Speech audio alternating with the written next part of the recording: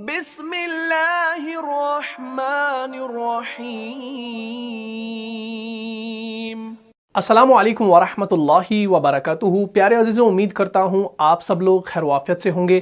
جیسا کہ آپ لوگ جانتے ہیں کہ پچھلی والی کلاس میں ہم نے صفت رخاوت کے بارے میں پڑھا تھا۔ مجھے امید ہے آپ نے اس کلاس کو پورا دیکھا ہوگا اور سمجھا بھی ہوگا۔ تو آج کا جو ہمارا ٹاپک ہے وہ ہے صفت توسط کے بارے میں۔ آج کی کلاس میں ہم جانیں گے کہ صفت توسط کسے کہا جاتا ہے۔ یہ جو صفت ہے اس کو ہم نے پچھلی والی صفت یعنی صفت رخاوت کے ساتھ پڑھنا تھا، لیکن آج میں الگ اس وجہ سے پڑھا رہا ہوں تاکہ آپ اس کو بہتر طریقے سے سمجھ سکیں۔ صفت توسط کا جو لغوی معنی ہے وہ ہے درمیان۔ کیا ہے بھائی؟ درمیان۔ آپ نے اس سے پہلے مخارج سیریز میں بار بار یہ الفاظ سنے ہوں گے اور پڑھے ہوں گے، وسط زبان وسط حلق، ٹھیک ہے نا؟ یعنی زبان کا بیچ والا حصہ اور حلق کا درمیانی والا حصہ، تو وسط اسے کہا جاتا ہے۔ تو وسط سے ہی توسط۔ توسط کا معنی ہوتا ہے درمیان۔ اب آپ کو یہ سمجھ میں آ گیا؟ اس کو ذہن میں رکھنا۔ اب جو اس کا اصطلاحی معنی ہے وہ جانیں گے۔ اس کا جو اصطلاحی معنی ہے وہ یوں ہے کہ صفت شدت اور صفت رخاوت کی درمیانی حالت سے پڑھنا اسے کیا کہا جاتا ہے؟ اسے توسط کہا جاتا ہے۔ یہ میں ابھی آپ کو سمجھانے والا ہوں۔ اب ہم جانیں گے یہ جو صفت توسط ہے یہ کن حروف کے اندر پائی جاتی ہے۔ جن حروف کے اندر یہ صفت پائی جاتی ہے انہیں حروف متوسطہ کہا جاتا ہے، اور یہ 5 حروف ہیں جن کا جو مجموعہ ہے وہ ہے لن عمر، یعنی لام نون عین میم را۔ اس کو اپنی کاپی پر نوٹ کر لیجئے۔ یہ جو 5 حروف ہیں ان کے اندر صفت توسط پائی جاتی ہے۔ اب میں آپ کو یہ سمجھاؤں گا کہ یہ صفت توسط بیسیکلی ہے کیا۔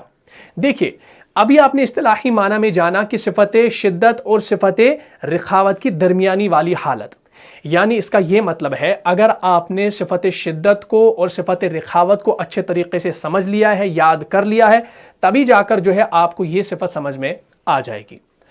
صفت شدت کے اندر ہم نے جانا کہ وہاں آواز جو ہے وہ فوراً بند ہو جاتی ہے، اور صفت رخاوت کے اندر ہم نے جانا کہ وہاں آواز جو ہے جاری رہتی ہے، ٹھیک ہے نا؟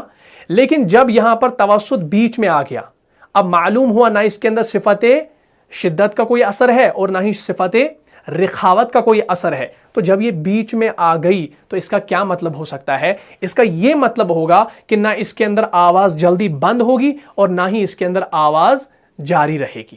یہ چیز آپ نے ذہن میں رکھنی ہے۔ تو صفت توسط کا جو مطلب ہے وہ یوں ہے کہ اس میں نہ آواز فوراً بند ہوتی ہے اور نہ ہی جاری رہتی ہے، یعنی اس میں جو آواز رہتی ہے وہ درمیان میں رہتی ہے، وہ اعتدال میں رہتی ہے۔ یہاں تک کلیئر ہو گیا؟ پورا سمجھ میں آ گیا؟ اب ہم اس کی مشق کریں گے۔ تو سب سے پہلے ہم یہاں پر حرف لام کو لے لیتے ہیں۔ لام جو ہے یہ حروف متوسطہ میں سے ہے۔ اگر آپ کو پہلا حرف سمجھ میں آ گیا تو باقی جو حروف ہے وہ آپ کو خود بخود انشاءاللہ سمجھ میں آ جائیں گے۔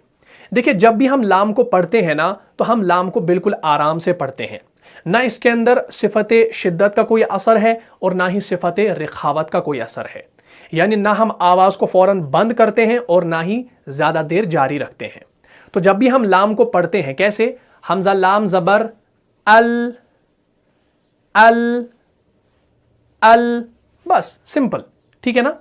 اگر ہم اس کے اندر کیا کریں گے، شدت کو لائیں گے تو یہ بنے گا حمزہ لام زبر ال ال ال، تو اس کے اندر سختی آ گئی تو یہ حرف جو ہے یہ بگڑ گیا۔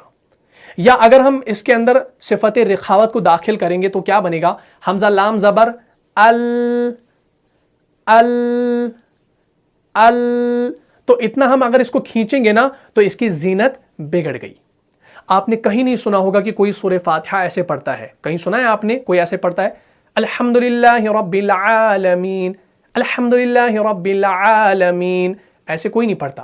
یا کہیں آپ نے ایسے سنا ہے الحمدللہ رب العالمین، الحمدللہ رب العالمین؟ تو لام کو کوئی زیادہ نہیں کھینچتا ہے، بلکہ نہ اس کے اندر جلدی آواز کو بند کرنا ہے اور نہ ہی زیادہ دیر جاری رکھنا ہے، بالکل درمیانی حالت، بالکل درمیانی حالت۔ تو ہم اس کو ایسے ادا کرتے ہیں۔ کلیئر ہو گیا؟ لام سمجھ میں آ گیا؟ چلے ٹھیک ہے۔ اب ہم کرتے ہیں یہاں پر نون کی بات۔ حرف نون جو ہے اس کے اندر بھی صفت توسط پائی جاتی ہے۔ دیکھیں، جب بھی ہم نون کو ادا کرتے ہیں نا بالکل آرام سے ادا کرتے ہیں۔ کیسے؟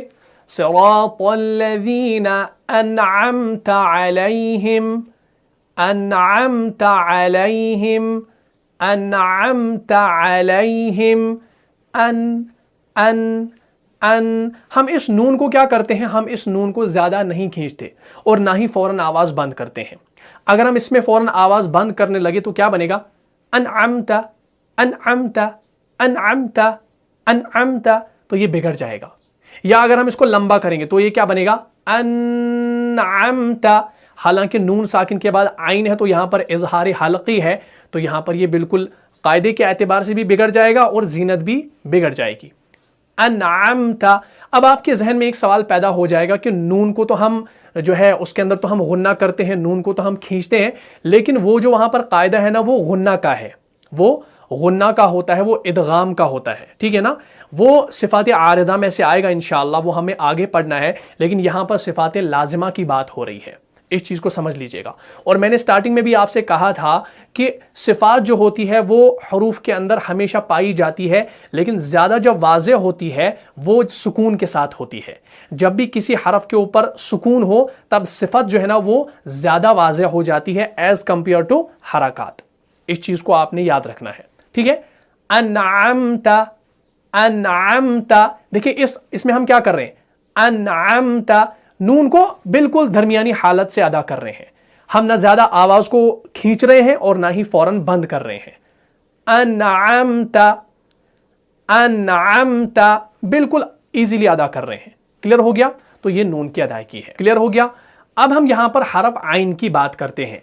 हरफ आइन जो है ना, जब भी हम इस हरफ को पढ़ते हैं ना, बिल्कुल आराम से ना आवाज को फौरन बंद करते हैं और ना ही आवाज को जारी रखते हैं, बिल्कुल एतदाल, बिल्कुल दरमियानी हालत से अदा करते हैं। जैसे याअलमु याअलमु याअलमु।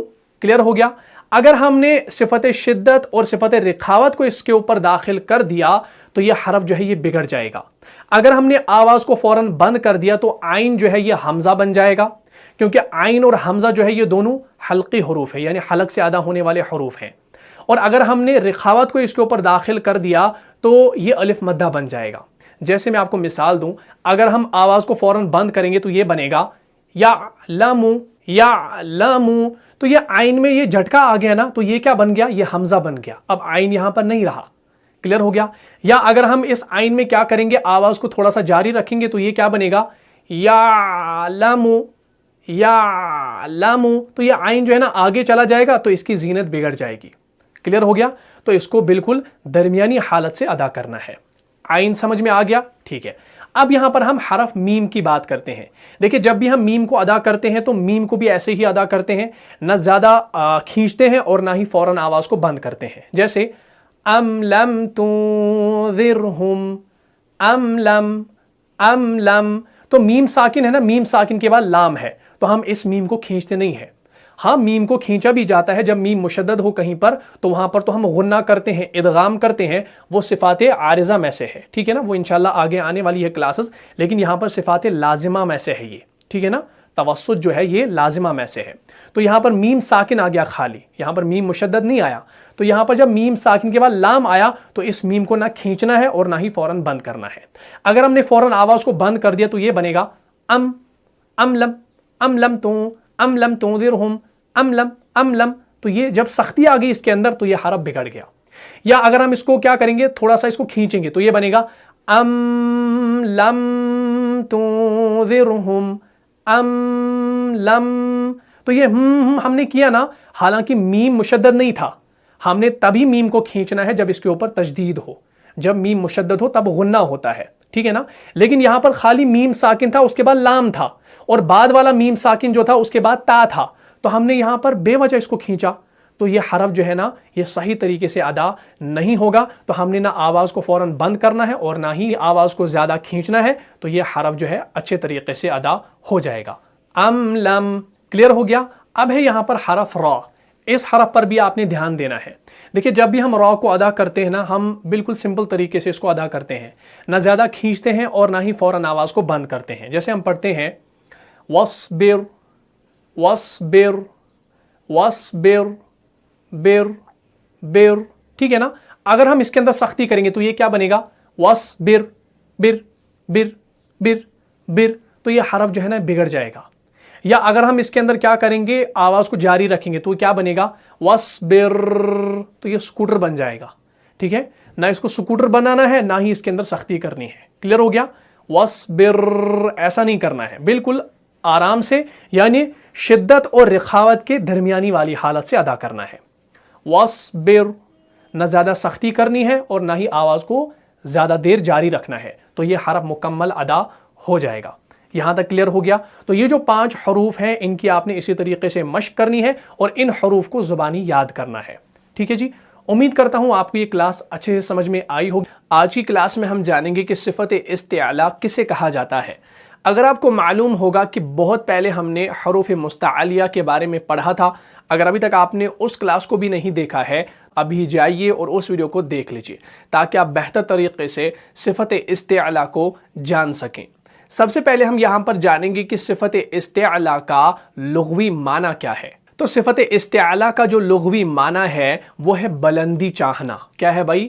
بلندی چاہنا. میں نے آپ کو پچھلی بار بھی کہا تھا کہ بلندی اصل لفظ نہیں ہے، اصل لفظ ہے بلندی، با کو زبر دینا ہے. ٹھیک ہے، اس چیز کو یاد رکھیے گا، پھر کوئی یہ نہ کہہ دے کہ آپ بلندی بتا رہے ہیں، اس کو بھی ذہن میں رکھ لیجئے گا. تو بلندی چاہنا اس کا لغوی معنی ہے. اب بلندی کے بہت سارے معنی ہیں، جیسے آسمان کی بلندی، پہاڑوں کی بلندی وغیرہ وغیرہ، لیکن یہاں پر جو معنی ہے وہ ہے آواز کے اندر بلندی. اس چیز کو ذہن میں رکھنا، آواز کے اندر بلندی جو ہوتی ہے یہ اس معنی میں ہے. اب ہم جانیں گے کہ صفت استعلا کا اصطلاحی معنی کیا ہے. اس کا جو اصطلاحی معنی ہے وہ ہے زبان کی جڑ کا تالوں کی طرف بلند ہونا. زبان کی جڑ کا تالوں کی طرف بلند ہونا، یہ اس کا اصطلاحی معنی ہے. یہ میں ابھی آپ کو سمجھانے والا ہوں، لیکن اس سے پہلے آپ نوٹ کر لیجئے کہ یہ جو صفت استعلا ہے یہ 7 حروف کے اندر پائی جاتی ہے، جن حروف کو ہم حروف مستعلیہ کہتے ہیں. کیا کہتے ہیں؟ حروف مستعلیہ. یعنی یہ جو 7 حروف ہیں، یعنی حروف مستعلیہ کے جو 7 حروف ہیں ان کے اندر جو ہمیشہ صفت پائی جاتی ہے اسے صفت استعلا کہا جاتا ہے. اس کو اپنی کاپی پر نوٹ کر لیجئے. اور وہ 7 حروف کون سے ہیں؟ خ، صاد، ضاد، غین، طا، قاف، واو. تو یہ جو 7 حروف ہیں ان کے اندر صفت استعلا ہے. ان کا جو مجموعہ ہے وہ ہے خص، وغتن، قض.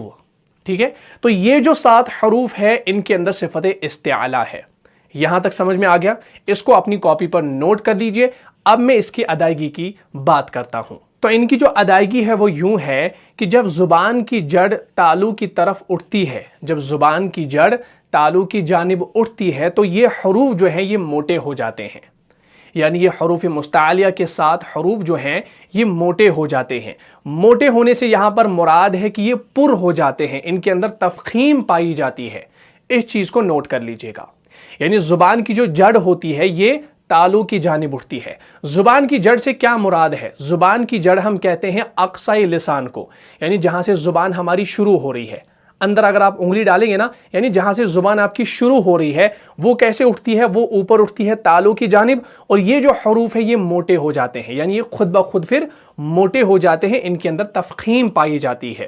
جیسا کہ آپ سکرین پر بنی ہوئی امیج کو دیکھ رہے ہیں، اس میں آپ غور سے دیکھیے کہ زبان کا جو پچھلا والا حصہ ہے، یعنی زبان کا جو آخری حصہ ہے، ٹھیک ہے نا، وہ کہاں اٹھتا ہے؟ تالو کی جانب اٹھتا ہے. تو یہ جو حروف ہیں ان کے اندر تفخیم پائی جاتی ہے، یہ پر ہو جاتے ہیں، موٹے ہو جاتے ہیں. یہاں تک سمجھ میں آ گیا؟ اب جو ہے اب ہم ان کی مشق کرتے ہیں. تو سب سے پہلے ہم یہاں پر حرف خ کی بات کرتے ہیں. خ جو ہے یہ مفخم ہے، یعنی یہ موٹا پڑھا جانے والا حرف ہے، یعنی اس کے اندر ہمیشہ جو صفت پائی جاتی ہے اسے صفت استعلا کہا جاتا ہے. جب بھی ہم خ کو پڑھتے ہیں تو ہم کیسے پڑھتے ہیں؟ حمزہ خ زبر اخ، اخ، اخ، یا ہم پڑھتے ہیں خالدین، خالدین، خ، خ، خ. دیکھیے یہ موٹا ہے خ. اگر ہم اس کو باریک کریں گے تو یہ کیا بنے گا؟ کھ، کھ، کھ، کھ. تو یہ کاف اور ہا بنے گا، کاف اور ہا بنے گا یہ اگر ہم اس کو باریک کریں گے، لیکن ہم نے اس کو موٹا پڑھنا ہے. خ، کھ، کھا، کھا. کھا جو ہے نا یہ غلط ہے. خالدین فیہا. کلیئر ہو گیا؟ تو یہ خا کی ادائیگی ہے. ٹھیک ہے، اب ہم یہاں پر صاد کی مشق کرتے ہیں. صاد جو ہے یہ بھی مفخم ہے، یعنی یہ بھی موٹا پڑھا جانے والا، پر پڑھا جانے والا حرف ہے. تو جیسے ہم پڑھتے ہیں صابرین، صالحین، صا. اگر ہم اس صاد کو باریک پڑھنے لگے تو کیا بنے گا؟ صالحین، صابرین. تو صاد جو ہے یہ سین بنے گا. تو سین اور صاد میں اگر ہم نے فرق کرنا ہو تو ہم کیا کریں گے؟ ہم صاد کو موٹا پڑھیں گے، سین کو باریک پڑھیں گے. اگر ہم نے صاد کو بھی باریک پڑھ لیا تو سین اور صاد میں کوئی فرق نہیں بچے گا. اس چیز کا آپ نے خیال رکھنا ہے. اب ہم یہاں پر مشق کرتے ہیں ضاد کی. ضاد جو ہے یہ ایک ایسا حرف ہے جسے ہم حرف حافیہ کہتے ہیں. اس کو آپ نے صحیح سے ادا کرنا پڑتا ہے کیونکہ اکثر لوگ جو ہے وہ ضاد کی ادائیگی کے اندر غلطیاں کرتے ہیں. مخارج کے اندر بھی غلطیاں کرتے ہیں اور صفات کے اندر بھی غلطیاں کرتے ہیں. لہٰذا اس کو سیکھنے کی ضرورت ہے. دیکھیں جب بھی ہم ضاد کو ادا کرتے ہیں نا تو ہم نے اس کو موٹا پڑھنا ہے. جیسے ضاد، ضاد، یہاں ہم پڑھتے ہیں وَلَا الضَّالِّينَ.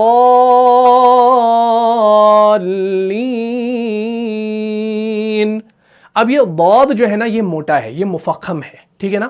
اگر ہم اس کو باریک پڑھنے لگے نا تو یہ دال بنے گا. جیسے دا، تو یہ دال کی شکل اختیار کر لے گا. اس چیز کا خیال رکھنا. تو ضاد کو بھی آپ نے موٹا پڑھنا ہے. اس کے بعد ہے غین. غین جو ہے یہ بھی موٹا ہے، مفخم ہے. تو جیسے ہم پڑھتے ہیں نا غیر، یا ہم پڑھتے ہیں غافلین، غافلین. تو غا ہم پڑھتے ہیں، ٹھیک ہے نا. اگر ہم اس غائن کو باریک پڑھنے لگے تو یہ کیا بنے گا؟ گافلین. تو یہ گاف بنے گا جو کہ عربی زبان کے اندر ہے ہی نہیں. کلیئر ہو گیا؟ تو گاف نہیں پڑھنا ہے بلکہ غا پڑھنا ہے. غائن، غا، غا، غا، غا، غا، غا. تو گاف نہیں پڑھنا ہے، غائن پڑھنا ہے. غافلین. کلیئر ہو گیا؟ اس کے بعد ہے طا. طا جو ہے یہ بھی مفخم ہے. اگر آپ نے اس طا کو بھی باریک پڑھ لیا تو تا اور طا میں کوئی فرق نہیں بچے گا. طا کو آپ نے موٹا پڑھنا ہوتا ہے. جیسے ہم پڑھتے ہیں صراط المستقیم، صراط المستقیم. ہم پڑھتے ہیں طا المستقیم. اگر ہم اس طا کو باریک پڑھنے لگے تو کیا بنے گا؟ صراط المستقیم. تو یہ تا بنے گا. تو تا اور طا میں کوئی فرق ہی نہیں بچا. اسی وجہ سے طا کو آپ نے موٹا پڑھنا ہے، تا کو آپ نے باریک پڑھنا ہے. تو یہ دونوں حروف جو ہے ادا ہو جائیں گے. کلیئر ہو گیا؟ اس کے بعد ہے قاف. قاف جو ہے اس کو آپ نے موٹا پڑھنا ہوتا ہے. جیسے ہم پڑھتے ہیں قاف، قاف، یا ہم پڑھتے ہیں قل اعوذ برب الفلق، فلق. اب یہ قاف جو ہے نا یہ بھی موٹا ہے، مفخم ہے. اگر آپ نے اس قاف کو باریک پڑھ لیا تو یہ بنے گا کل، کل، قل، کل، قل، کل. تو دیکھیے کتنا ڈفرنس اس کے اندر ہے. کاف بن جائے گا یہ پورا تو آپ اس کے اندر غلطی کریں گے. تو اس کو بھی آپ نے موٹا ہی پڑھنا ہے.